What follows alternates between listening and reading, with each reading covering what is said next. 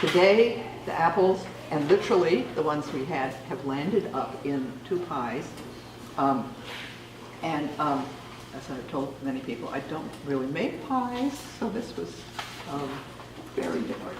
So I have the things that we have around, those are for your inspiration, should you be inspired.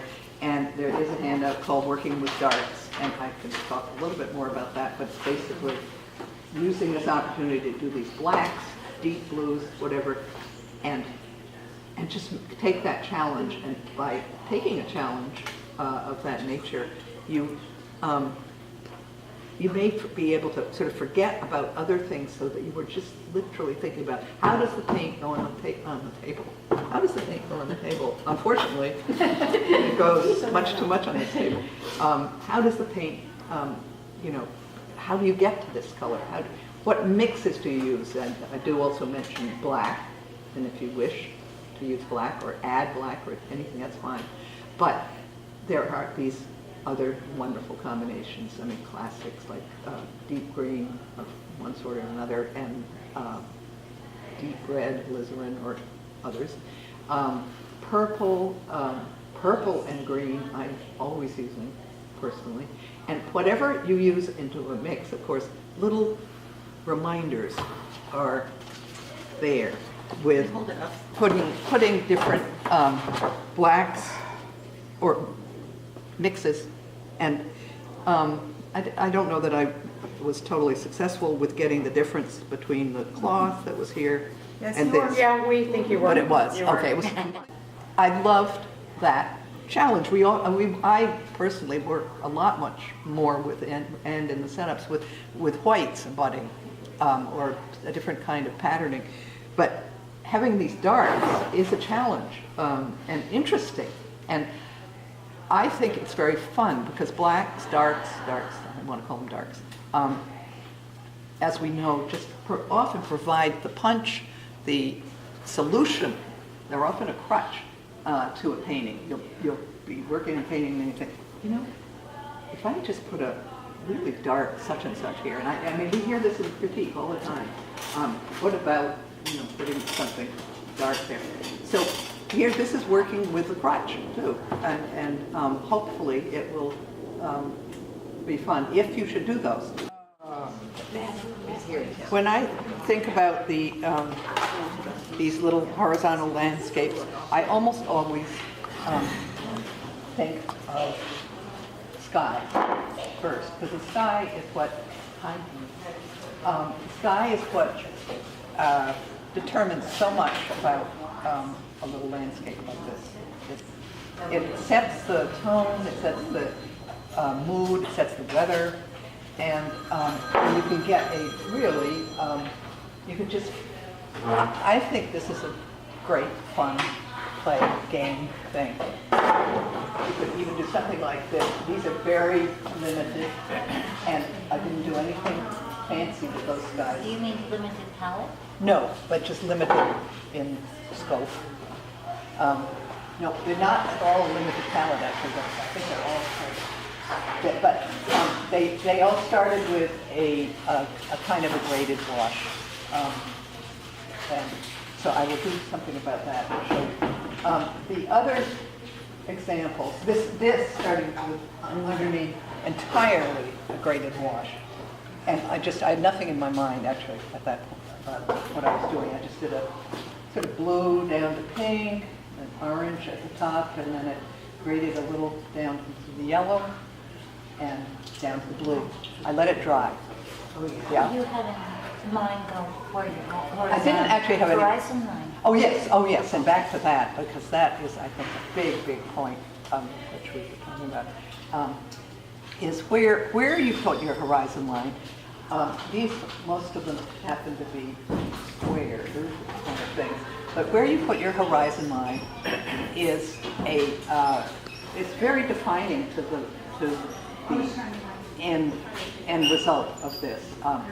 If your horizon line should be very low like this, of course there's a huge distance implied, and you are kind of small in this. Move it up, you become more a part of the foreground. Your you know, you're in the painting, and then depending on what you put too. Here, it's very high, so again, we're kind of looking out towards the across water. This one is similar.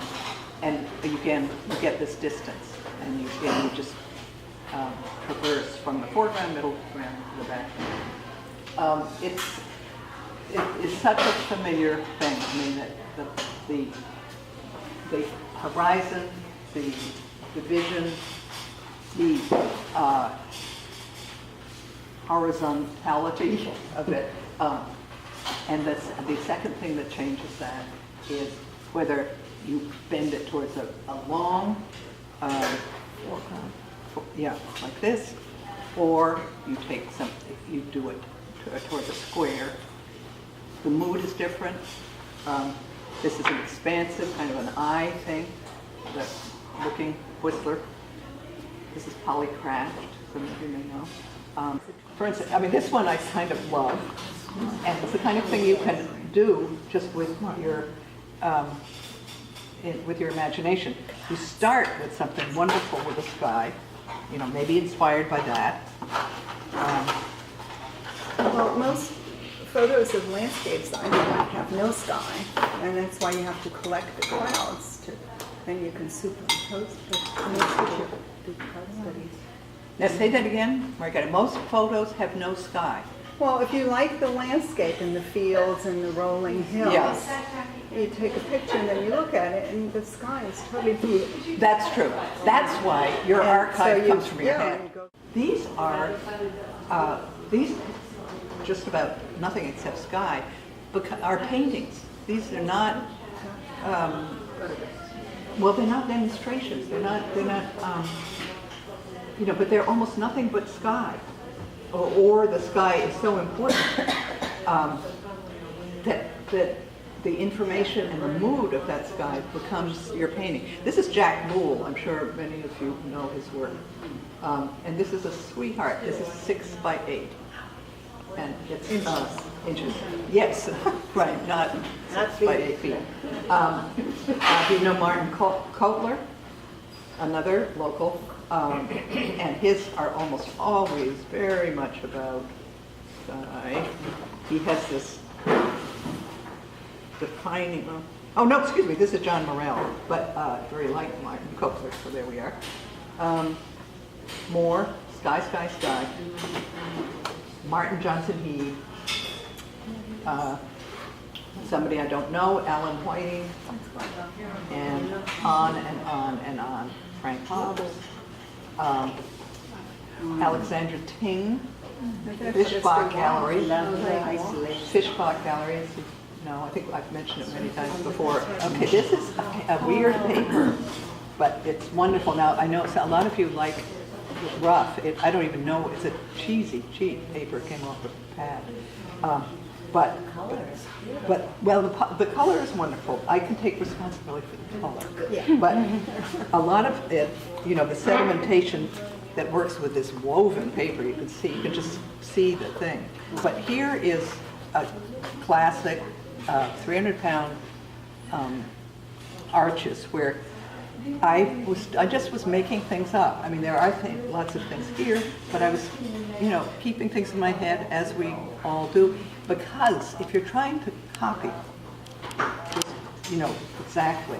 If I were trying to really just copy this from whatever, and I have no idea what, I mean, it wasn't this, probably, but you're going to be hogtied. I mean, yeah, you've got to just start working whatever starts going on. I'm going to kind of copy whoever it is. Eric Aho, do you know Eric Aho? Interesting artist. I originally saw him actually in Maine, but I don't know where he is now. So I'm going to do something, because it's my favorite colors, gray. And I'm going to sort of accept the proportions that he has.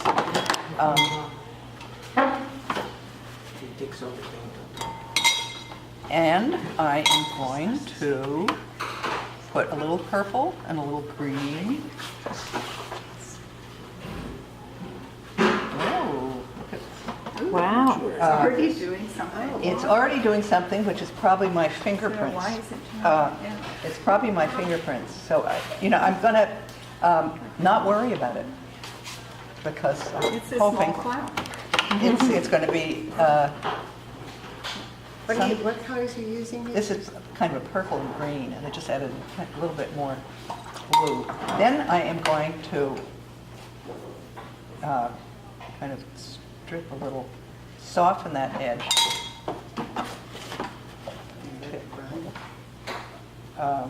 Because I want a kind of weather feeling up here. And I'm going to get into a little bit more of This is on a dry green. paper, right? This was on dry paper. And then on a different paper, I'll just do a sort of flat wash. But I don't know. But you wet it first. I mean, you wet the stroke first. You put I it in did a wet with stroke wet first. yeah. wash, but I didn't wet the paper. Right, yeah. And this is hot press. Right. And I love hot press. I like the accidental things that Right. happen in the sky. But just as much as I love this stuff too, and wherever that weird Right. paper is. So So I just added a little of this, a lemon yellow and a little bit of cerulean down here as it comes down towards the land.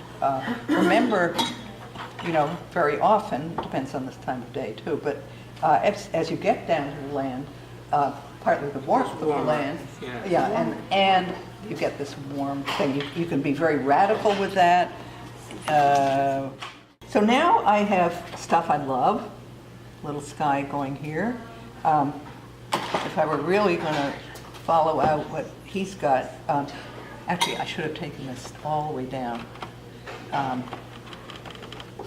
because I'm going to, oops, I'm not doing the same proportions that he is. So I'm going to also pull out a little bit, but you probably cannot see this. Light is not great. And I'm going to take it down farther to here. And where's my Paroline green? Is this the Paroline green? Yeah. There's the Paroline green, Karen. It's really neat.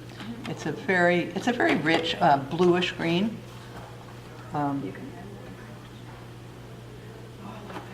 Right. And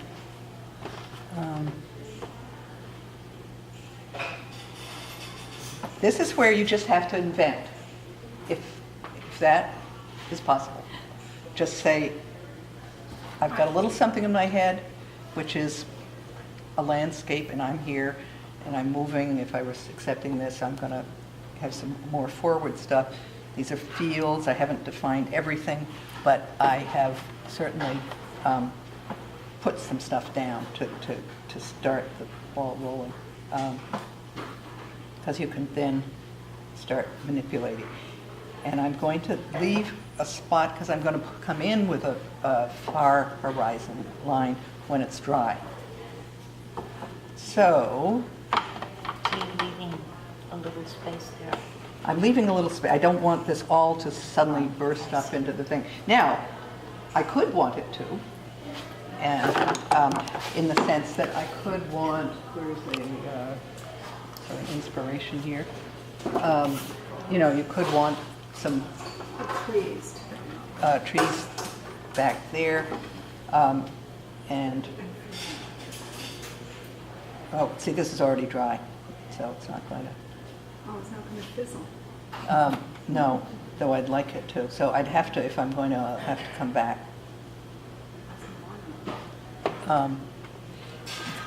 Those of you who have familiar, if you have familiar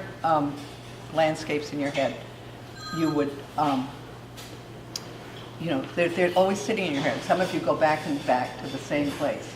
And so you would say, I know, you know, the Eastern Shore, or I know Flat, I know whatever. I mean, Delaware. I know Delaware. So,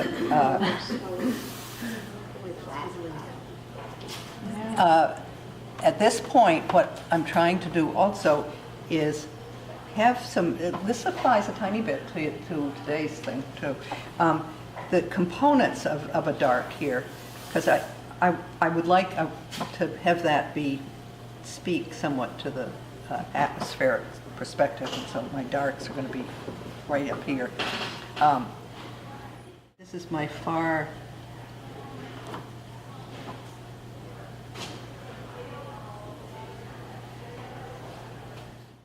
by dragging your brush clean, damp, repeatedly dampen and clean it off, you can create by negative painting any kind of forms into your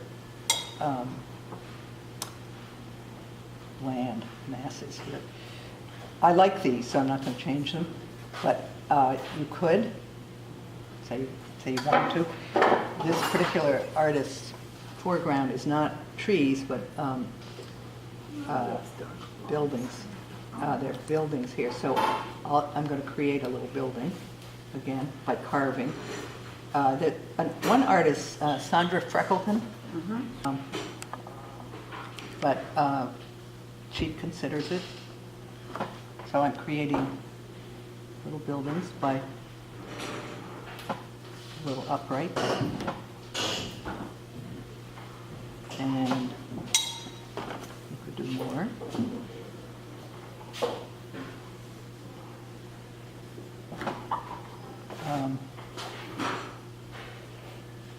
So this, obviously, the result you're getting right now is a certain kind of a effect, you know, kind of atmospheric, a little bit, doesn't have to be soft edge, it could be very hard edge. But by adding other darks, Sort of like a Dutch yeah, landscape, buildings in the distance. buildings in the distance. I am going to put a little, but that's all right. It's actually a dirty brush. So this is working with the you know, the softness to get those clouds.